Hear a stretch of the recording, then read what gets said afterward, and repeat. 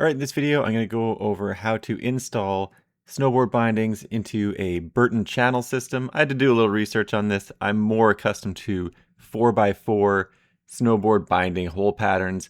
However, I got this board on a good mid-season sale, so I switched over to this Burton Channel system. And I'm going to use K2 bindings, so you don't necessarily have to have Burton bindings.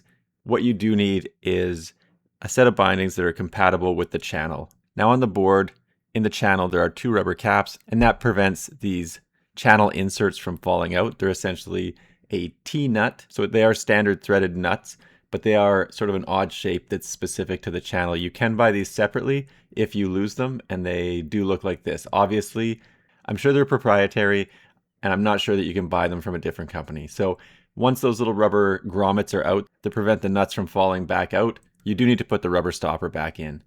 And those rubber stoppers only go in one direction, so make sure that it's set up properly.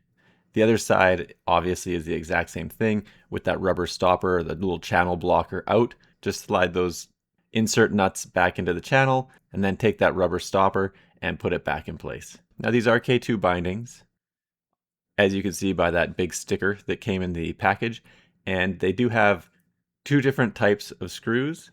The 4-pack is obviously for the Burton Channel system, and the other one's for the standard 4x4 hole pattern type snowboard binding setup. Now in the plate on these, it does have separate holes that are specific to the channel. I think that you could probably line something up there, even if you didn't have those separate holes, but it would definitely throw off the angle that your snowboard bindings are sitting at. So the degree indicator probably wouldn't work if you weren't using the proper holes for the channel. But like I said, I think you could probably use a 4x4 setup. It would just be a little bit wonky.